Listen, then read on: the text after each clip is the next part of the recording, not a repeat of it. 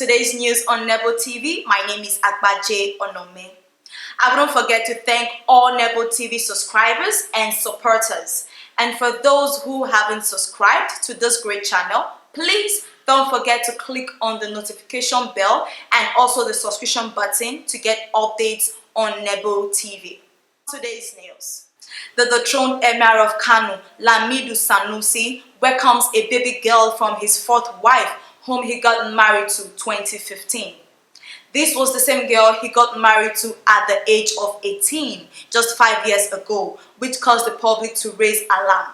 But today it has become a very happy situation.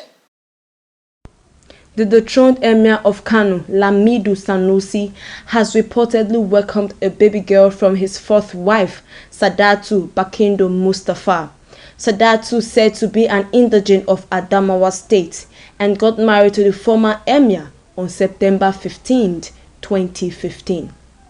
Lamido Sanusi married the woman when she was just 18 years old, an issue that stirred public uproar.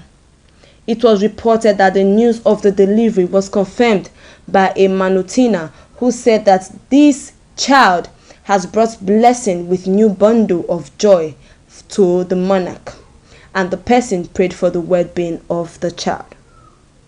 The Presidential Task Force on COVID-19 boss Mustafa has made known to the public the move of the President Muhammadu Buhari, who has just ordered the importation of the acclaimed remedy for the cure of coronavirus from Madagascar to Nigeria. This has raised a public alarm in our society, saying the ingredients used to make this herbal potion by Madagascar Research Institute is in Nigeria here, and we can also make our own remedy to cure coronavirus. The President Muhammadu Buhari has ordered the importation of the acclaimed coronavirus remedy by Madagascar to Nigeria. The chairman of the Presidential Task Force on COVID-19, boss Mustafa, who is also the secretary to the government of the Federation, said Madagascar has made allocations to various countries, and the president has given instructions for the air flight of the Madagascar COVID-19 syrup, also given clear instruction that it must be subjected to the standard validation process for pharmaceuticals. There will be no exception for this. He has assured Nigerians that the task force was intensifying efforts to stop the spread of the coronavirus in Nigeria. Madagascar said the drink is derived from Artemisia, a plant with proven anti-malaria properties and other indigenous herbs. Now, some Nigerians are saying that these herbs are in Nigeria and can be used to produce our own remedy for. We have a promise of being able to get sample of the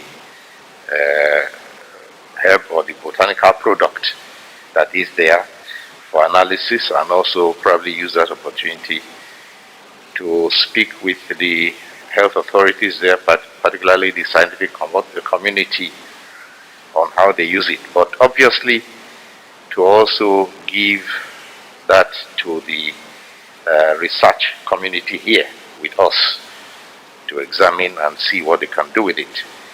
We understand that it is something called Artemisia annua, which also grows here. A group of concerned members of the All Progressive Congress APC, under the auspices of the APC Democratic Movement in Ondo State, have issued a communique to support a particular aspirant named Chief Olayide Owolabi Adelami to become the next governor of Ondo State in the upcoming elections. Let's go into the news in detail. A group of concerned members of the All Progressive Congress APC, under the auspices of the APC Democratic Movement in Ondo State, have issued a communique to support a particular aspirant named Chief Olayide Owolabi Adelami to become the next governor of Ondo State in the upcoming elections. The World Health Organization WHO have met with 70 traditional medicine experts in the bid to find cure for coronavirus. An agreement has been made for clinical trials to begin with immediate effect. Let's see the news in detail. On Tuesday, World Health Organization met with 70 traditional medicine experts concerning treatment for coronavirus. The meeting announcement came only one day after Madagascar President Andry Rajoelina slammed the UN Health Agency for not endorsing COVID organics, an organic herbal drink it says can cure and prevent patients suffering from the novel coronavirus. The World Health Organization had warned against the use of COVID organics without any medical supervision and also cautioned against self-medication. The WHO further called clinical trials for COVID organics. The meeting, which was held with 70 traditional medicine experts, was agreed on, and clinical trials must be conducted for all medicines in the region. The ex-president Goodluck Ebele Jonathan has said his reason for not participating in politics, or rather involving in politics, since 2015 when he handed over to the current president, Muhammadu Buhari. He said his reason is because he wanted to focus on his foundation. Let's go into the news in detail. Goodluck Jonathan has said that in order to concentrate more on his foundation, he has decided to cut down his involvement in politics.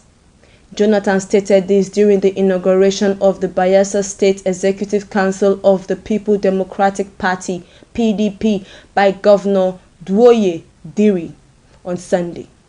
He said, "I am shifting away from being an effective partisan politician because of my foundation. Some people who want to partner with me felt that if you are a partisan leader in the country, they will eat with you with a long spoon." He continued by saying that, "I felt that after serving as a president in this country, I should go to some other areas where my service would be required. Through that process, I would be able to support the nation and the state." The Goodluck Jonathan Foundation is a manifest fulfillment of the promise the former president made. He had made a solemn promise to dedicate his life to serve humanity after leaving office in 2015. And this pledge is in line with the focus of his life struggles, personal philosophy, and ideas. We all know that Dr. Goodluck Jonathan, His Excellency, was Nigeria's president, but there are a few details. From 1999 until 2015, he set a record. He was, and he still is, the first Nigerian to have served as deputy governor of a state, governor of that same state, vice president of the Federal Republic, acting president of the Federal Republic, and ultimately, president, commander-in-chief of the Federal Republic. The conference established a nexus between peace and national development. In his opening statement, the former president noted that Africa's relatively slow growth and poor economies are linked to the preponderance of conflicts which take their roots from the desperation that often characterizes the struggle for power. I had promised upon leaving office as president in 2015 that I will be channeling my energy towards serving humanity in another form, which is no less defined along the lines of the focus of my life struggles, personal philosophy, and ideals. The birth of the Goodluck Jonathan Foundation, a non-for-profit organization, is the fulfillment of that promise.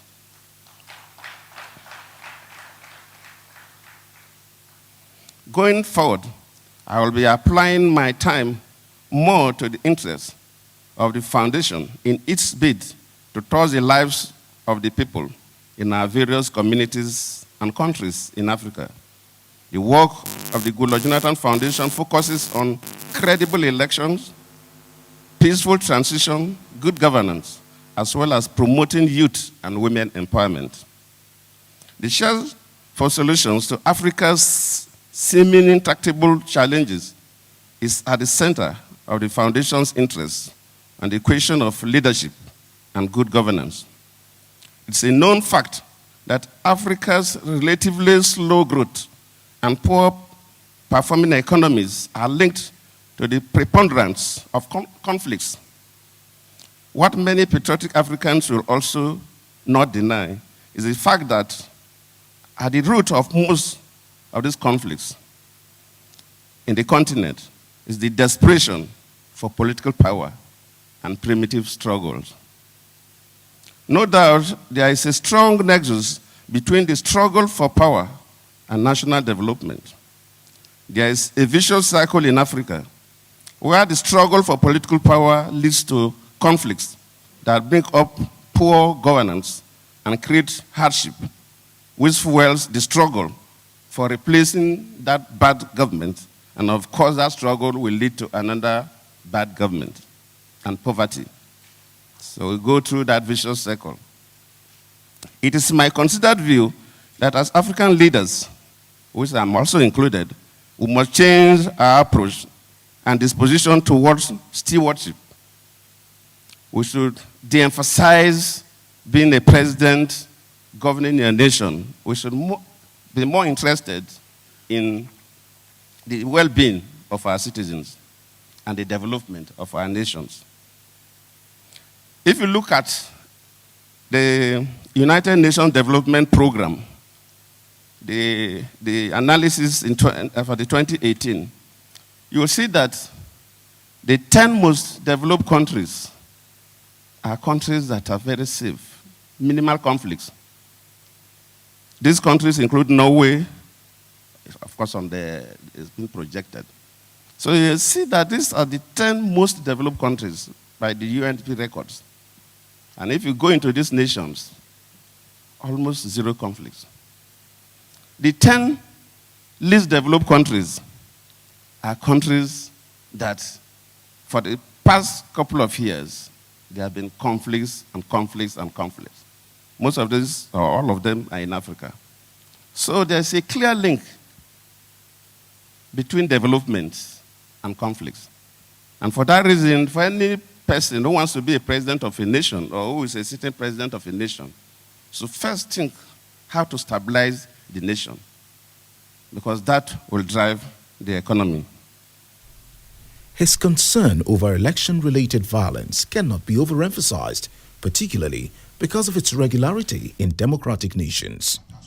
Jonathan is worried that this trend is becoming prevalent in many African nations, albeit to the detriment of peaceful coexistence, economic growth, and sustainable development. He posted this panacea. We sincerely thank General Abdulsalami Abubakar and members of the Peace Committee for the various efforts they are putting in to ensure that we conduct credible elections that are free and fair.